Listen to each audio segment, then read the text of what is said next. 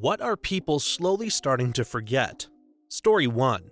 That before the EPA and environmental ordinances, the pollution was so bad that major cities occasionally had days they had to keep the streetlights on during the day because the sun was blotted out. It's amazing to think how far we've come in terms of environmental awareness and action. It's a reminder of the importance of government regulations and oversight to protect our planet. I can't imagine what it must have been like to live in a city with that level of pollution. So let's hope that we don't end up back there in the future. Story 2. The Las Vegas shooter's motive was never revealed. I'm a criminology student, and I just did a paper about him this semester. The truly unique thing about Stephen Paddock versus the mass shooters we've had recently, like Columbine, Anders Breivik, James Holmes, is that he was an extremely private individual. He didn't have a manifesto, he didn't have social media profiles linked to hate groups, and he didn't have any known radical beliefs. But like most mass shooters, he was suspected to have some sort of mental illness that exacerbated the acute stress he was experiencing, financial difficulties, failing health. He steadfastly refused to discuss his mental health with his physician, who suspected he had bipolar. While he had some psychopathic traits, lack of empathy, shallow affect, manipulative behavior, he didn't have any of the superficial charm or glibness that is so central to the diagnosis. Some professionals have suggested alexithymia, others have suggested bipolar. Psychopathy has been shown to have a genetic component, and his father was a lifelong criminal who, diagnosed with psychopathy, was on the FBI's top 10 most wanted list for 8 years, a very long time for that list. His brother Bruce has been arrested for various offenses: vandalism, possession of child pornography, assault, and is also mentally ill. Eric, who is most forthcoming to the press, also shows signs of a personality disorder. Bruce claims he's a psychopath as well, but he is, at best, unreliable as a source. It's very interesting to watch Eric's interviews, because if you spend time analyzing them, you'll start to see a pattern among all the brothers. They're also one of the central sources of information, particularly of his early years. Not much information has been found about his mother, who has largely remained silent. What we do know is that he had a pathological need for control. With his health failing and running into some financial trouble, he felt out of control and was trying to regain it. A trauma control cycle that is often seen in serial killers and mass murderers. It could be that he was trying to outdo his father, who had a record for longest on the FBI's most wanted list. No doubt his choices were influenced by the shooters that came before him. Story 3.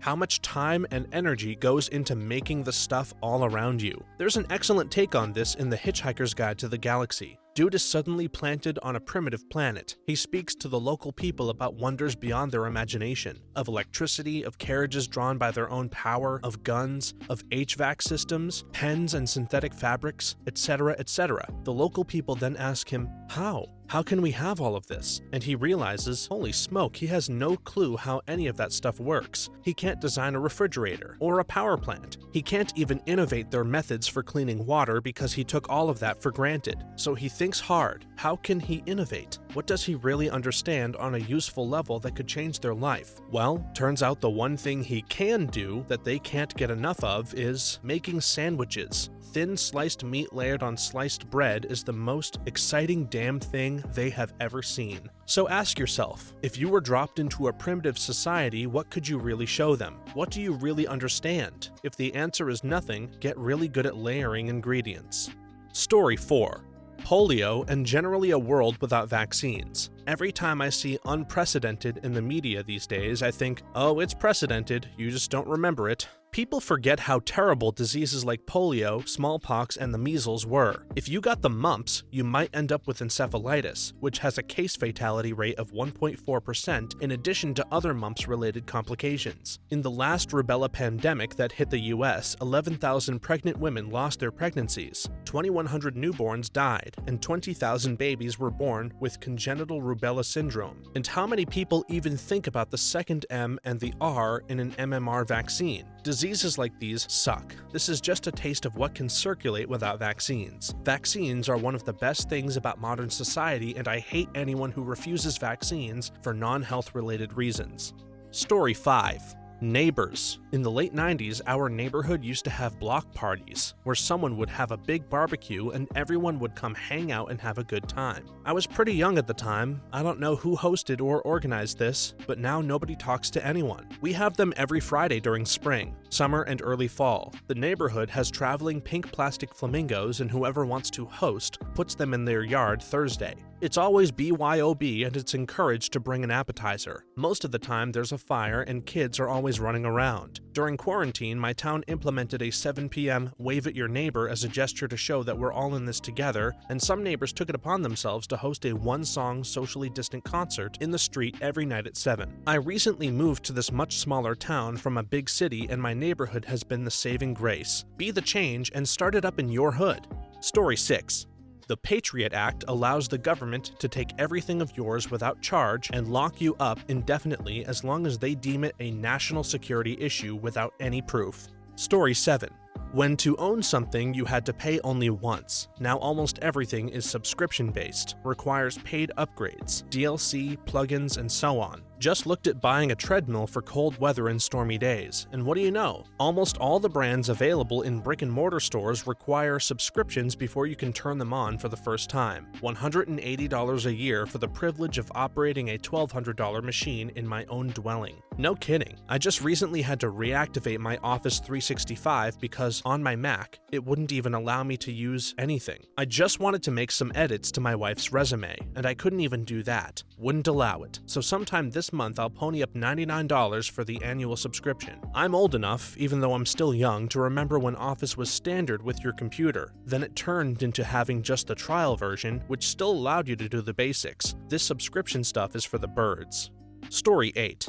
How big a deal Princess Diana was. Think Meghan Markle times 10,000. How much of a wildfire her death was. How it was all the whole damn world obsessed about for months. I remember my mom crying when her funeral was on TV. She said something about how sad she was for those poor kids being without their mom at such a young age. What I forgot about for the longest time was that this was only about 3 months after my mom was diagnosed with MS. She died within a year of the diagnosis. I think a big part of her crying about William and Harry losing their mom was thinking about me and my sister if she died. I remember being woken up as a kid one morning by my mom screeching and crying, "She's dead!" It was a manic moment, and to be honest, it was a relief to find out it wasn't my sister who had died because that's how emotional she was. She took me, my brother, and sister on the tube early on the morning of the funeral to stand as near to Westminster Abbey as we could get, and a very kind couple actually allowed us in front of them so we could pretty much be at the front. I'm not sure if this was the same day, but a book of condolence was opened and I signed it. I wasn't sure what to write, so I asked my brother what he planned to put and stole that. A time of tragedy it may be, but any chance to wind your brother up must be taken.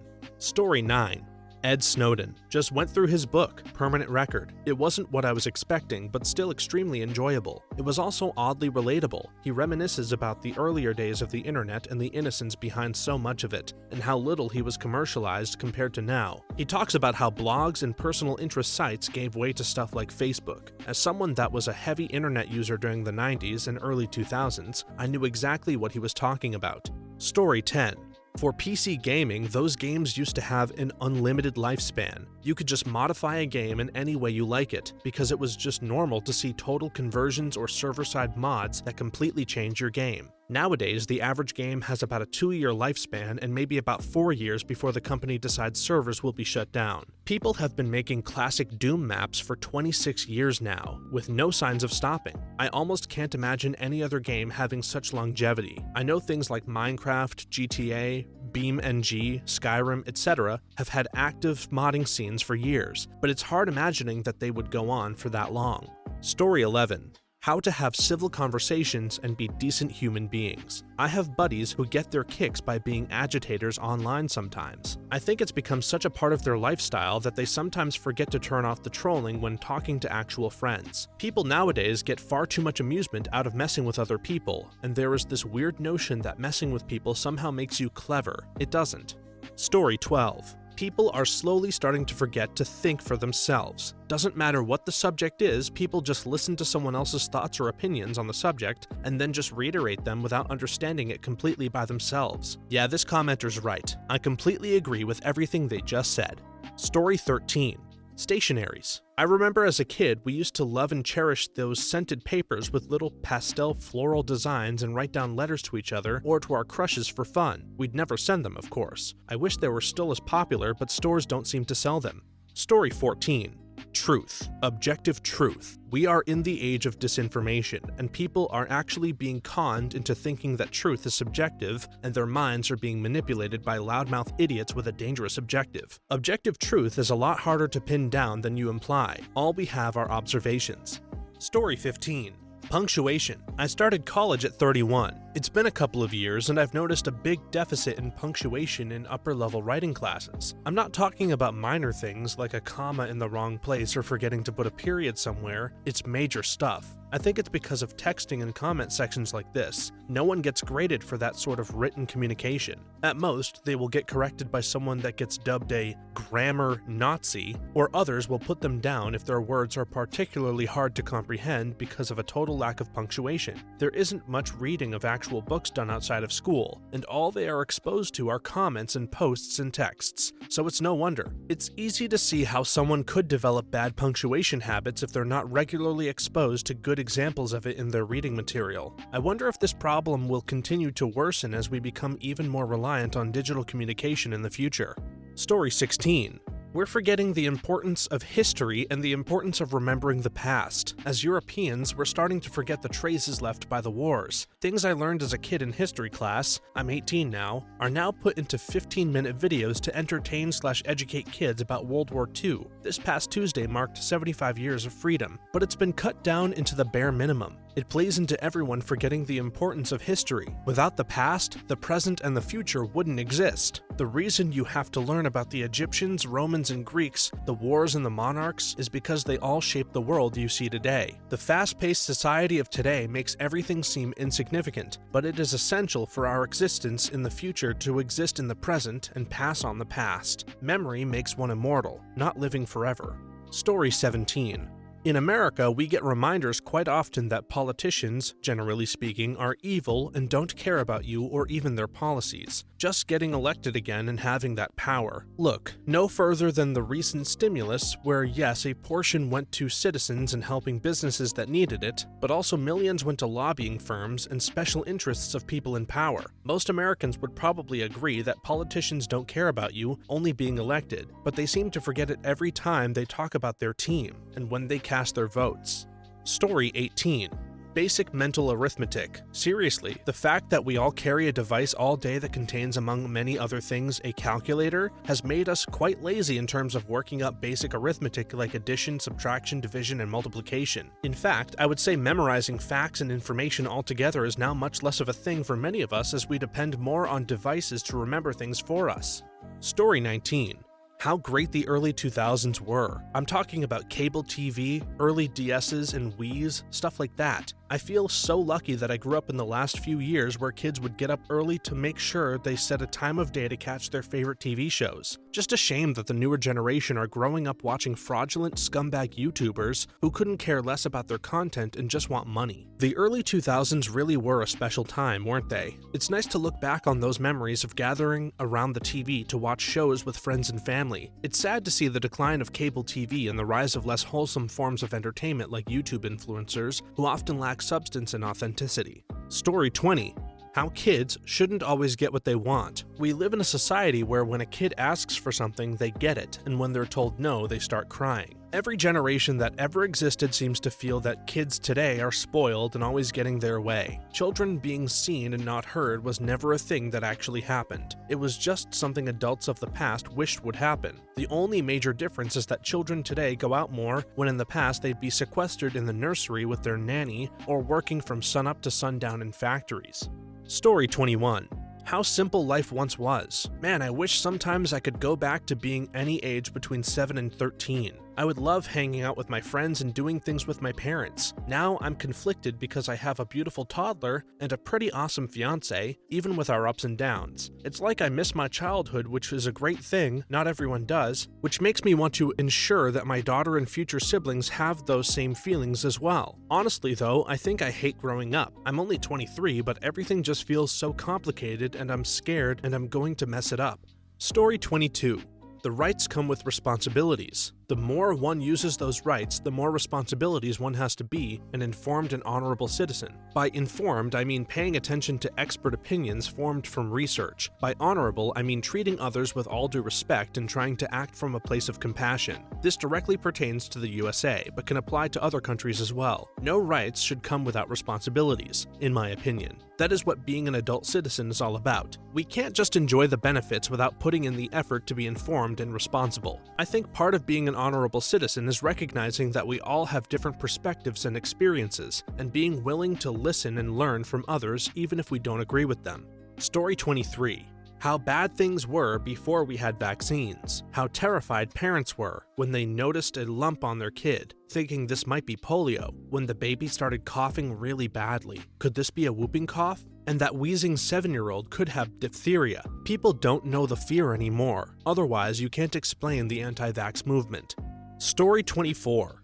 How even just a century ago, we didn't even have 90% of what we do today. My grandma remembers the time her dad, born in the first decade of the 1900s, talking about this new thing called a pizza, or how most of my family's photos before my grandpa are in black and white, or how it was a special thing to eat out, or how special it was to visit your grandparents in a car, or how you needed to pay to use a phone. Heck, less than 100 years ago, they took out the outhouse of the family farm and put in a flushable toilet. We're slowly forgetting much about our lives, even within the span of a little over a century ago. Story 25. Where food comes from. That hamburger meat started out as a calf. The pickles had to be pickled from cucumbers. The cucumber, lettuce, and tomatoes had to grow from the ground, and that took exponentially more time than it took to purchase them from the grocery store. The buns started out as grain, were ground into flour, mixed with other ingredients that also took time and effort to obtain, and then were molded, baked, and sliced into buns. And don't get me started on ketchup, mustard, and mayonnaise. Story 26. Empathy. The tribal gaps between people are becoming wider. I particularly hate the millennial/boomer battle, especially online. It has become a battle of who can shout loudest, ignoring the fact that a massive socio-generational gap is forming. Families cross generations. People on both sides need to listen. I realize this isn't something that has been forgotten, it was something that people forgot to teach. Story 27. Communication skills and manners. I find it so hard to have a face-to-face conversation with people nowadays because they just don't have people skills. It makes me feel like I'm the awkward one. I hear the words please or thank you less and less each day, even from members of my own or SO's family. It's really infuriating and makes me worry about the prospect of bringing a child into the world. Story 28.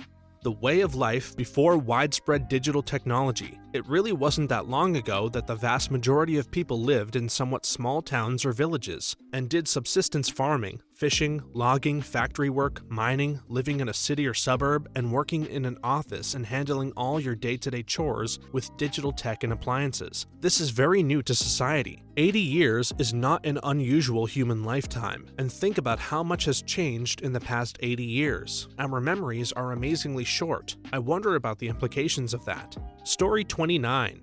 Apparently, how to spend time with their kids. I'm a preschool teacher and I keep hearing about people who can't stand their kids and don't know what to do with them now that many of them have to be home. I know this is not everybody, and I get that some people are working from home and therefore actually can't be entertaining their kids all the time. I am more just talking about the families who can't stand their own kids. As someone who takes care of kids as my profession, it makes me sad because this could actually be a chance to get to know more about your child than you ever did before. It's unfortunate that some parents don't seem to enjoy spending time with their own kids, but I think it's important to remember that parenting is a tough job and it's okay to ask for help or take a break when you need it.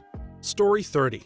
What freedom of speech actually means. Most of the time, people complain about their freedom of speech being violated. Most people respond with freedom of speech means you can say what you want, but you have to deal with the consequences. This is wrong. Freedom of speech actually means you can say what you want without consequences. I guess it's not really too much of a stretch, but it's still an incorrect assumption to make. People also don't seem to understand that freedom of speech also means you can't stop anyone else from saying something. I think what this commenter is trying to say that freedom of speech is not you can say whatever you want, but you have to deal with the consequences, but rather you can say whatever you want, but you have to deal with the consequences socially, not legally. They legally cannot stop you from saying whatever you want, but there's going to be a lot of people that don't like you and will feel unsafe around you depending on what you say. Story 31.